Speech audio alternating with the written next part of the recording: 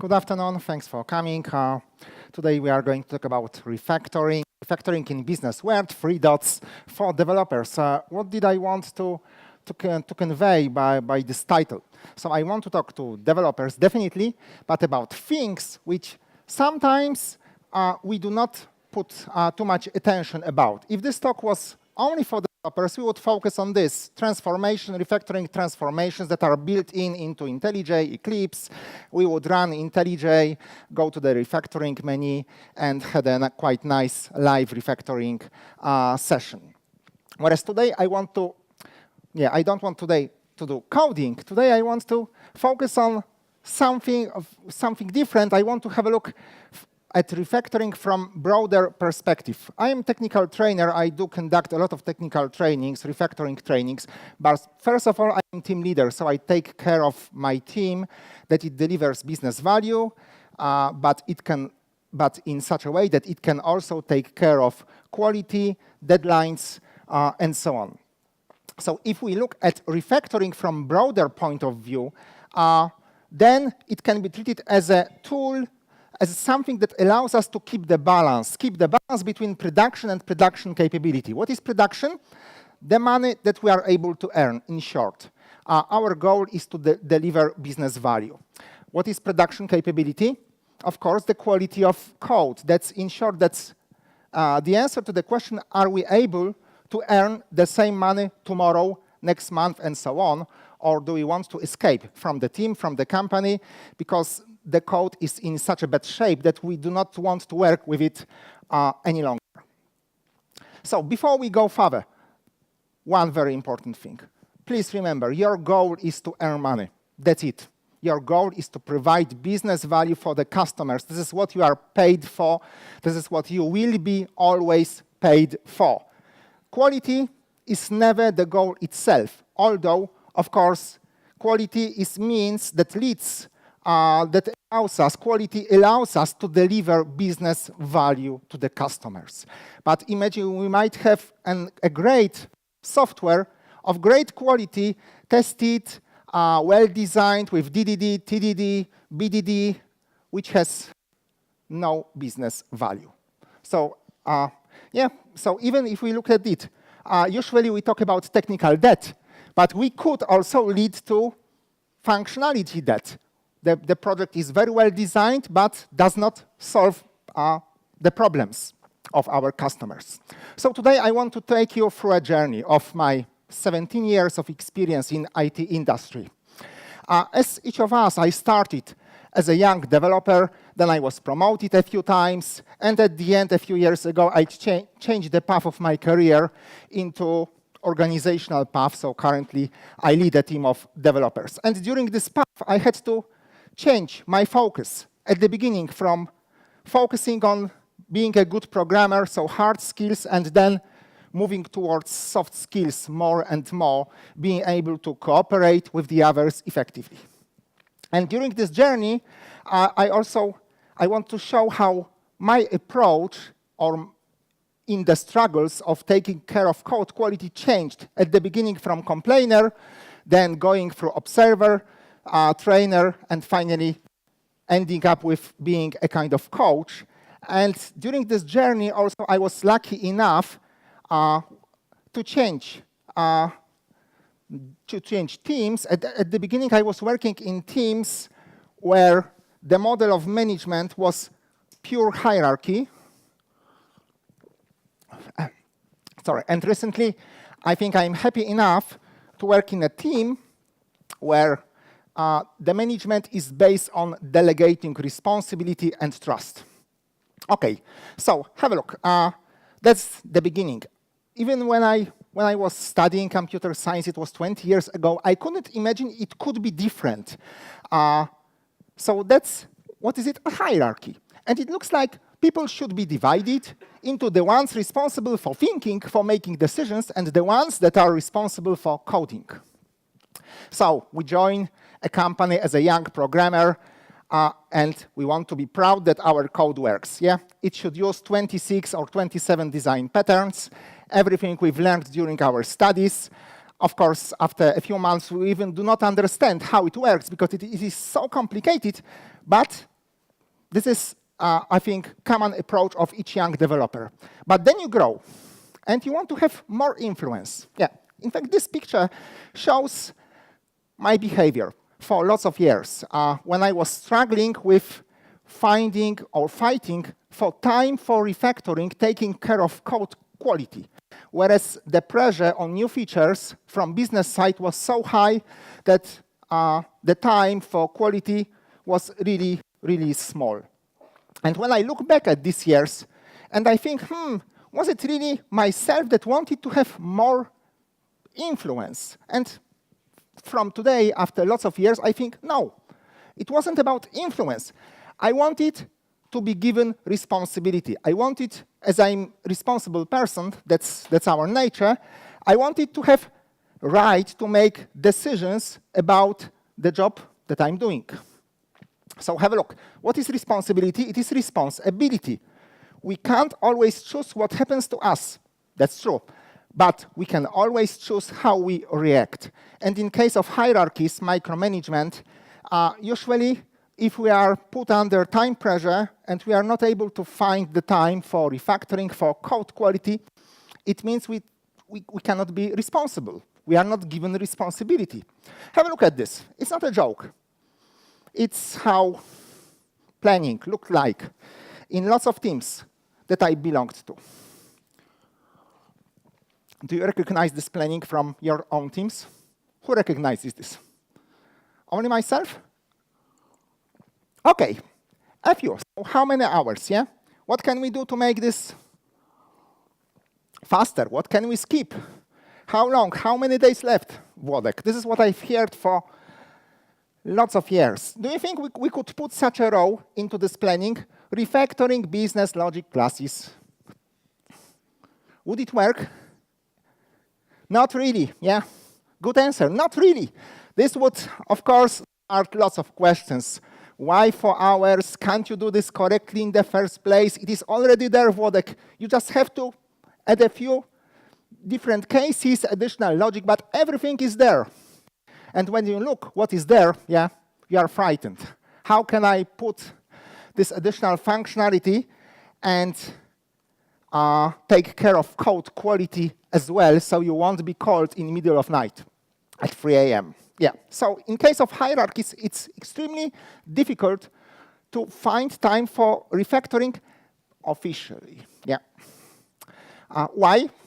Because items from the backlog are perceived as do this, do this, do this, check it off, check it off, check it off. And then if there is an item which is a technical one, so refactoring something, of course, it is somehow, after struggles, it can be put into your backlog. But anyway, the list of items is perceived as a never-ending war, yeah, between business people and technical people. And of course, if any defect is coming, what will be kicked out from the backlog? The refactoring task or some of the functional? Yeah, usually, yeah, it's said, but usually, of course, refactoring tasks will be kicked out because we are such in a hurry, the client is waiting. So we want to provide the business functionality. And sooner or later, we end up with hidden refactoring. As we are responsible, we don't want to have crappy code. We do want to take care of code quality, so we are not able to find the time officially for refactoring. We will try to pretend that some other things will take longer time, so we will be doing hidden refactoring. Or sometimes there is no refactoring. But anyway, even if it happens in case of hierarchies, hierarchy management, it is hidden. Okay, so I was tired with these struggles. I spent more than 10 years, I guess, with different teams managed in this way. So I've decided to change a team, to find a team where I will be able to take care of code quality. Okay, and by coincidence, I found my island. I joined a team that was responsible for creating trainings and conducting these trainings. Wonderful. So I joined a team, and for 2 years, I was conducting trainings. Of course, TDD, BDD, refactoring, design patterns, solid design, and so on. And in fact, I spent lots of time with different developers.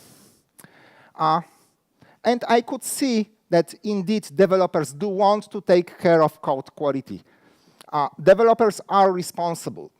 But the problem to me was that I was working mainly with developers, not with upper management. I was never working with upper management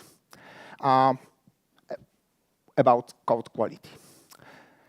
And unfortunately, one day, I had to leave the company because, of course, the trainer is not a person where he writes software that is sold to the customers. So, of course, it was not easy to prove that, I earn money for the company. Okay. And after 2 years being a trainer, I had to come back to reality. I call this period back to business. After 2 years being a trainer, taking care of code quality, teaching, TDD, BDD, everything, I had to come back to reality. What's the problem? You have a hammer in your hand, everything looks like a nail. So then you think that everything should be refactored, should be well designed, should have great test coverage, and so on. Whereas, the truth is different. Do our clients pay for quality? What do you think? Yes? You don't sound that convinced. Yes, they pay, but they don't want to receive crappy software. That's it, that's true. But do they pay for quality? Yeah, good question. They pay, but first of all, they pay for functionality. This is what they pay. We solve their problems. Of course, they want this functionality to work correctly. But first of all, they pay for functionality. Have a look. This is what Kent Beck, the author of TDD, told us. I am not paid for the number of tests that I've written. This is what the author of TDD book says. I am not paid for the number of tests I've written, but in order to provide the functionality, I need to write a sufficient number of tests to ensure the logic works as expected. That's it. So, to provide the functionality that works, I need to do sufficient number of refactorings, reviews of the design, and so on. That's it. So I joined a new company. And in fact, Ocado technology. And in fact, I was the first person in my team. And I started a new project. I was the first one that checked in the first line of code into the Git repository. So it looked like that the project should be great, with a trainer responsible, with being a trainer responsible for code quality, the project should be the best one in the world. This is what I thought. So we started new project. I was pretty sure there will be no legacy code. It will have a great design. It will be well tested. It will have great quality. It will be awesome. And then month by month, new members of my team were joining, and we are, of course, creating software based on business requirements, item by item by item. But surprisingly, after 6 months, my team found itself in a situation where everyone was swearing at the other's design, and at the same time was able to convince why their own design, their own approach to code quality is the best. So it looked like we have a problem. We should do something about it. So what I did, I decided to dig up one of the refactoring trainings that I've invented a few years ago. I divided it into a few parts, and week by week or twice a week, we had a few sessions. So I've conducted this training for my team. Especially for my team. And then after I did this, I set up a meeting. I've chosen a piece of code that nobody liked. and I did a live refactoring of this code in front of my team. At the end, we said, wow, it's not that difficult. We can together refactor some piece of code, but it wasn't an easy hour because during this refactoring session, the author of this code was sitting next to me. The other guys were also sitting.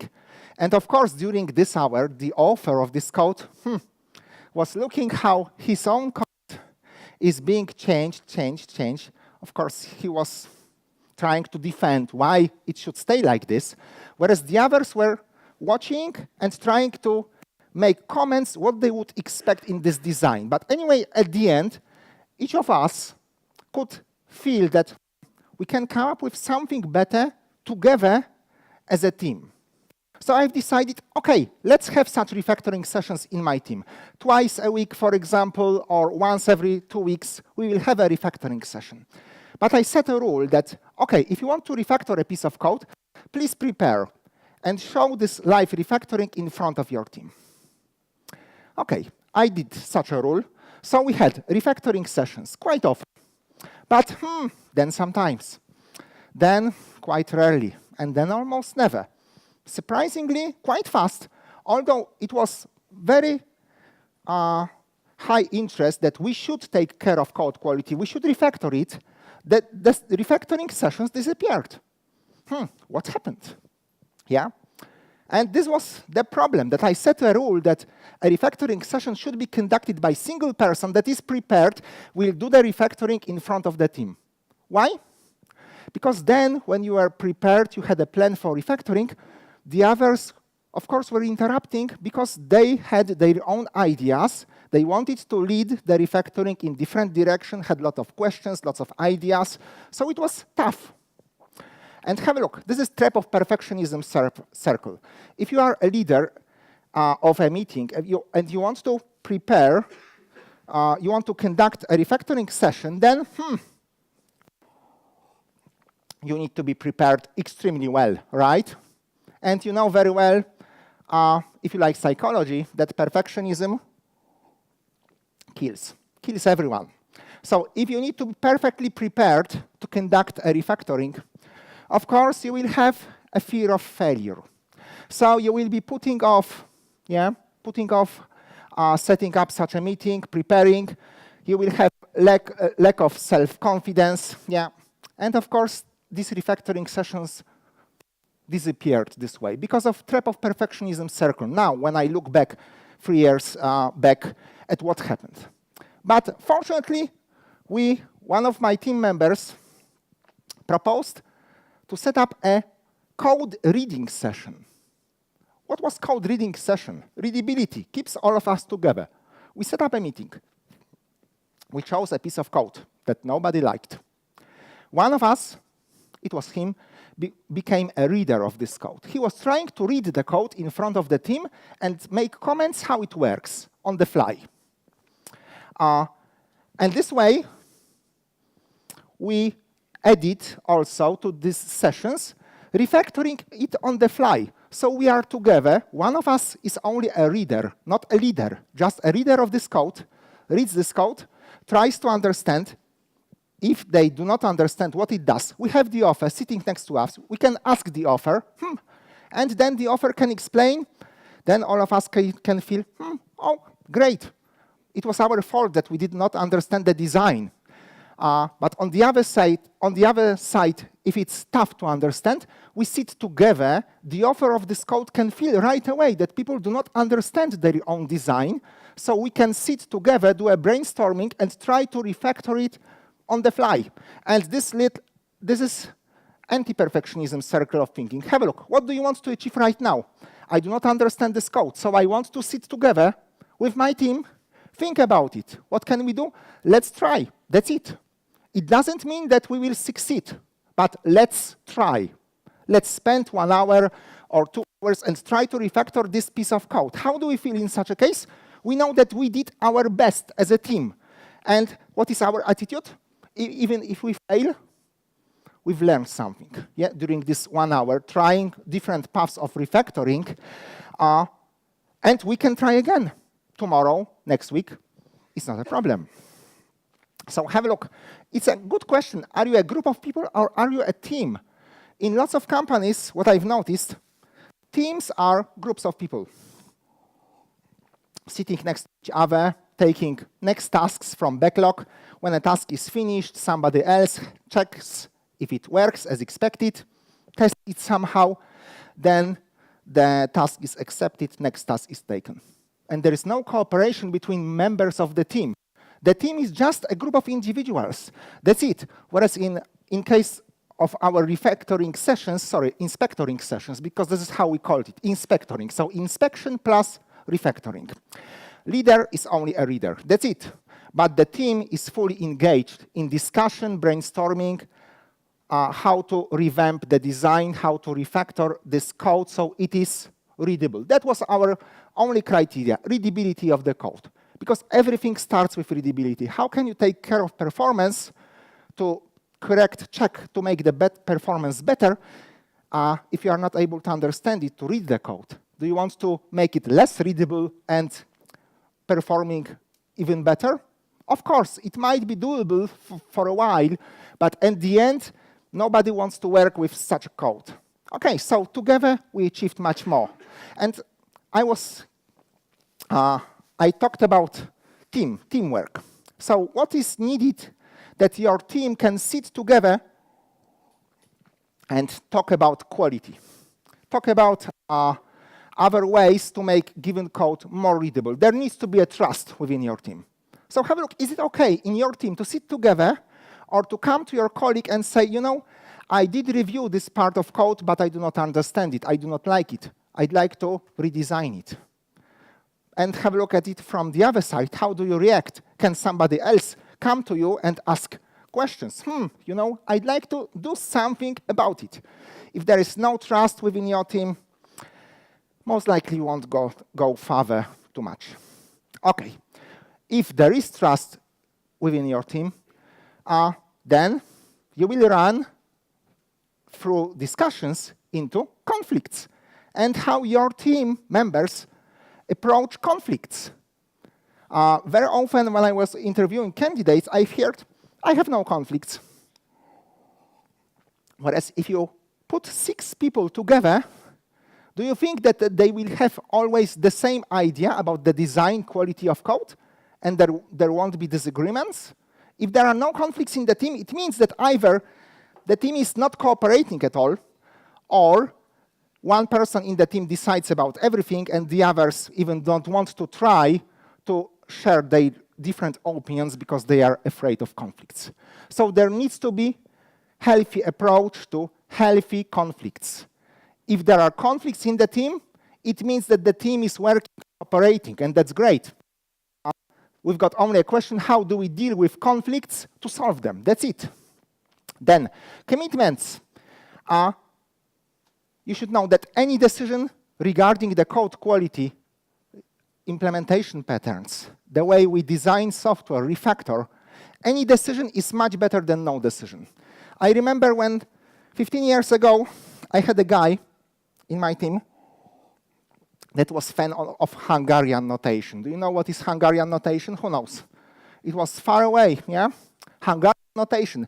Each class that he touched had variables renamed into Hungarian notation. Yeah. Was this guy cooperating? Of course, guys, if you have a team and all 6 people, 7 people agree, okay, we want to have Hungarian notation, okay, let's make them happy. But this needs to be the team decision. So please remember, any decision is much better than no decision regarding coding standards, regarding code quality. Responsibility, this is my favorite picture. Sure, glad the whole isn't at our end, yeah?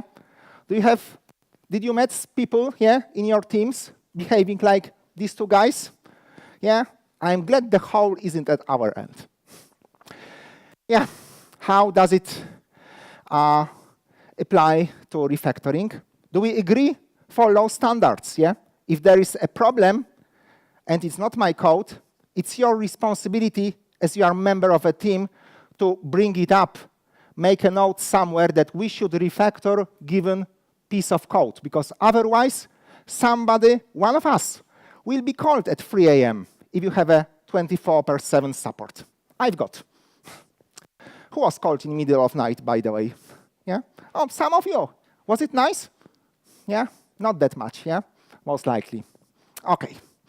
And finally, yeah, if it's a team, do we have individual goals or do we resign sometimes from our goals to show something and do we move towards the team goal? That's it. What I presented you is nothing else as 5 dysfunctions of a team by Patrick Lencioni.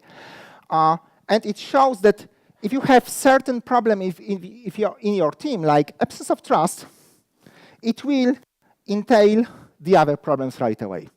So first of all, there needs to be trust between your team members. Next, you need to be able to cooperate. Healthy conflict, that's the key. Not conflict, but healthy conflict. So, okay, you have different opinions about the design, the refactoring you want to use. It's perfectly fine, as long as you are listening to each other, discuss, and make together decisions. Lack of commitment, yeah? Agreement for problems in the team, because I didn't check in this code. Yeah, keep away from such people, by the way, that behave like this. Avoidance of accountability and inattention to the results, yeah? So these are 5 dysfunctions of a team, and they have a lot to do with code quality, definitely. And now when I look back at these 3 years that I spent in Ocado technology and being able to take care of code quality, when I look back, I think, why were we able to do so many refactorings, to spend so much time on refactoring, on code quality? And the answer is, because we've been empowered. We are allowed to do this. We are given autonomy, mastery. So yes, at one side, we are given the time or given the opportunity, and we picked up the opportunity. So there are 2 sides. Have a look. These are values of Ocado technology that allow us to grow or to reach the business goals. In lots of companies, there are different values, but very often these values in different companies are sent twice a year in an email or put somewhere in the lift, yeah, as a poster, and nobody talks about values. But these values that Ocado has are not values that has been picked up by external company and sent in an email. No. These are values that has been identified as a result of different discussions, grouping different words together and trying to figure out what is the most important thing for us so we can deliver business value to our customers. So first of all, there needs to be collaboration between us. We need to be able to talk. There needs to be a trust that we do our best and we are listening. If somebody is not cooperating, it's okay to come to these people and say, we need improvement of your behavior, of your approach to the code quality, to cooperating with us. Learning and failing fast. What does it mean? Do you know what is experiment? What is the probability of failure of an experiment? It should be 50%, yeah? 50% for success, 50% for the failure. That's experiment. I remember when one of the managers, it was 3 years ago, decided to give some time every Friday for his team to make experiments. But the key was that experiment is not something that should succeed. No, experiment is something that might succeed, might fail. It's like refactoring session. Sometimes after 2 hours of refactoring, we might end up with much worse code that we started with. And it's perfectly okay, as long as we learn something from this, draw a conclusion. And we are given autonomy. So it's not business side that decides if refactoring is needed for a given piece of code. No. Does business people know really what should be corrected in the code? No. We, developers, know about it. Have a look. That's something called pyramid of refactoring. There are similar concepts. One of them is refactoring workflow by Martin Fowler. The other natural course of refactoring by Mariusz Sierackiewicz. This is approach to refactoring. First of all, you need to have clear flow if you want to refactor. You need to have good names, You need to have good test coverage. Then you can extract smaller methods. Then you can put these smaller methods and fields into smaller classes. Then you can notice emerging design patterns based on relations between these classes. And then sometimes, but of course not every week, you redesign the packages, you redesign the architecture, you divide microservices into smaller services, you divide monoliths into smaller parts, and so on. But in order to be able to extract, notify emerging design patterns, you need to have smaller classes, you need to have smaller methods. So you need to start with clear flow. There are levels, yeah, in which you should approach refactoring. It's similar with unit tests that allow you to do refactorings at given levels. So of course, if you have only unit tests, one class, one unit test, yeah, ugly approach, you can refactor smaller classes. But if you want to refactor a group of classes, a package, most likely you might need some integration test that embraces a bigger chunk of functionality. Some changes can be done in seconds. The other can be done in minutes, hours, days, weeks. Some changes can be done by yourself. Some require cooperation of your team. The others require cooperation of more teams, and so on. And have a look. You've got scopes of autonomy. And it should be very clear that what are the decisions that you or your team can do regarding code quality refactoring by themselves. What are changes that require more cooperation? And, yeah, people should be motivated. Oh, yes. Does only money motivate people? I hope no, yeah. Definitely not. What is motivation? Tough question. Do we have a psychologist somewhere? Strong will to do something. Yeah, for example, why not? In fact, it has two parts. I want, yeah, strong will to do something, but I might want to go to the moon. I'm thinking about it every night. So I need also to have the possibility, the ability. So there are two parts. I need to have environment to act, and I need to be willing to do something. That's it. So what makes me to be responsible for my work? Guys, question to you.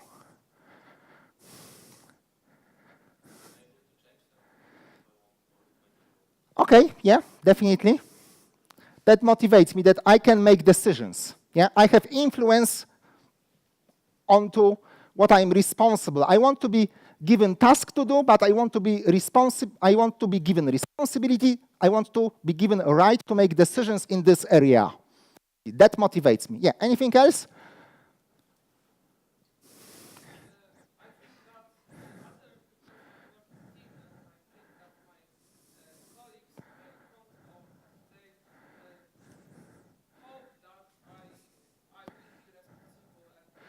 Okay, so support, yeah, from my team members. Yeah, definitely. A feeling of being a member of a team. Yes.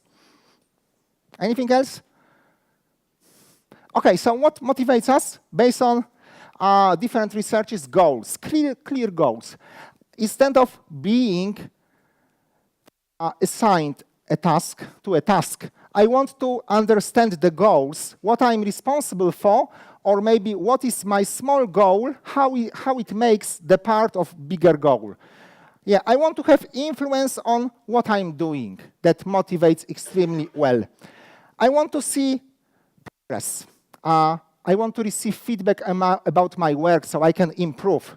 And there are certain values like trust, honesty, courage. If a company supports the values that are important to me, like right to make a mistake. Of course, you shouldn't promote mistakes, but it's okay to make a mistake as long as you draw conclusion. Also in refactoring, revamping the designs. Have a look. This is a book, a very small book that shows how to change a company from hierarchical model into model based on small teams that are cooperating with each other. So what is needed? Sharing information with everyone. How many times did it happen to you to me lots of times that I was given a task. I didn't know how it fits into the flow, into the business goal, but I was asked to do something without any explanation. So that's very important. That motivates us, because then I'm responsible for the small part and I can take care of quality as well. Creating autonomy through boundaries. So it should be clear what you are responsible for, what are the decisions that you make. Do you go to your manager if you want to write an additional unit test, guys? No, that's it. No, you don't. So shall you go to your manager for a permission time for small refactoring that you do every day if you want to adjust a few names, extract a few smaller methods, a few smaller classes? No, you don't. And then replacing all hierarchies with self-managed teams. So Kanban, Scrum board is not a tool for micromanagement. It's a tool for the team, so the team can use it and improve it and find the time for refactoring in it. So why should I refactor my code? Guys, easier question for technical people. Okay, let's assume I should refactor my code. Do you agree with this sentence? I should, yeah? It would be good to have a great design to refactor our code every day. Okay, so why should I do this? Yeah, to make the changes easy. Yeah, so to make it extendable. Because you are responsible, yeah? For understanding, okay. So let's have a look. Readability, that's the key point. I want to be able to quickly understand what it does and being able to adjust it. Of course, I want to test it. I want to make sure the logic works as expected. I want to be able to extend it. I want to be able to reuse it. And, oh yeah, I want to sleep at night. Yeah? Yeah. If these are not that important, most likely for lots of people, yeah, this argument should be extremely important. Yeah? Is it nice to sleep throughout the night, 7 hours, rather than being woken at 3 a.m.? Or maybe I should not refactor my code. Sorry, there is no time for it. There are higher priorities. The likelihood of being woken up at 3 a.m. is not that high. I need to go faster with business functionality also as well. Yes. So should business people decide about this, guys? Most likely not. They have right to ask questions, to understand what's happening from technical side. And it's our duty in such a case to explain why it happens. Yes, but they should not decide about time for refactoring, because we know the best. Developers knows the best when it's responsible. Developers knows the best when it's the best time for refactoring. Have a look. Whatever you want to do, you should answer these 3 questions. So what is refactoring? It is changing the structure of the code without changing its behavior, undertaken in order to improve readability, testability, extendability, and so on. We know it very well, yeah? Common question from job interviews for some companies. How to refactor? Control-Alt-Shift-T, yeah, go to the refactoring menu in IntelliJ. You have extract class, extract method, inline variables, and so on. But why to refactor? That's the key question, yeah? And who should answer this question? Why, when to refactor? Business people? No. Technical people. That's it. Have a look. That's not about programming, but here we've got people that deal with customers. We've got top management, middle management. So who knows the best? If there is a problem, customers are complaining, what should be adjusted, corrected in our business? Top management? After some time, of course, they will gain this knowledge, but the quickest is to react for customer contact people. So who knows the best time, place to refactor? Not business people, technical people. Have a look. That's a book. How much time do we've got? Okay, 5 minutes, great. That's a book, Refactoring Design Patterns. Lots of you should know this book. A very tough book in short. But this book was written by Joshua Kerievsky more than 10 years ago, in fact. And I remember I found his talk that he gave 5, 6 years ago. And he was talking about something different, because he was talking about patterns of refactoring. Instead of trying to memorize from this book how to redesign, how to refactor code from point A to point B, no, think in other terms, when refactoring happens. So have a look, what is the connection between the way your teams are managed and refactoring? There is a lot, definitely. How your teamwork looks like. Are you a group of individuals or are you able to cooperate? What is the process? Oh, have a look, that's Kanban board, yeah? Do you have a column called refactoring or rework in it? Or is it in progress, tested, done? In progress, tested, done. How many left? How many days left, Włodek? Yeah? Is it a tool used for micromanagement in your company, or is it a tool that your team uses to gather feedback, collect data, and improve? Do you have a column in it? So, yeah. To do, done, in review, in rework, rework has been done, refactoring has been done, and so on. Do you use this to take care of code quality, or is it only a tool for micromanagement? If you have a great, you can also have a look, okay, this piece looks very nice. What happened that this piece of functionality, this piece of code is such a great? Because it has been discussed together, for example. Yeah, and in short, let's summarize. In case of hierarchies, it's extremely tough to find time for refactorings. Why? Because of micromanagement. Even if you go a few levels up to find a week for refactoring, and they agree, okay, Włodek, you've got 1 week for refactoring. How wonderful. It's still micromanagement. Yeah? Okay, I have been given a week. How wonderful to take care of code quality. Should I go and ask for time for quality? If I'm responsible, I want to be given responsibility. Also, it's very tough if we have a single person in the team that decides about everything. So what is the solution? Yeah, teamwork. Definitely teamwork, teams cooperating inside and outside. Discussing about code quality, having refactoring meetings, discussions about code design. And again, please remember, you need to have, your company should support environment where you can be responsible, where you can grow. You can ask yourself question, do you know the values of your company? Or if you go and try to apply for a new job and you ask the recruiter, what are values of this company? I'll get back to you. Yeah, that's the common answer. So it is extremely important that people are given trust and autonomy. It's developers that know when code should be refactored, when it shouldn't, because it's not that necessary. It's very important to be allowed to make experiments.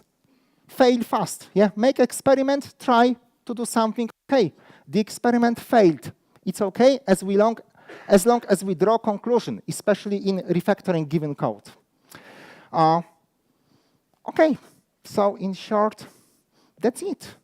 We've got some time for questions. If there are any, I can try answer. Yeah, questions are guaranteed in life, definitely.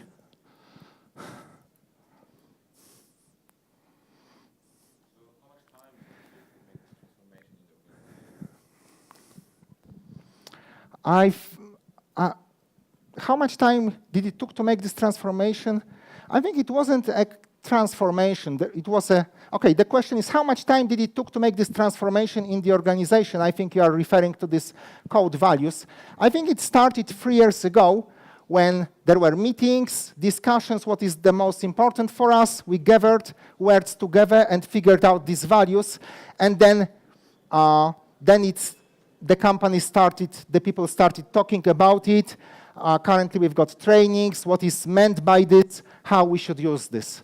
So I think it's 2 years of work, at least. But these values definitely allow us to take care of code quality because they give us environment.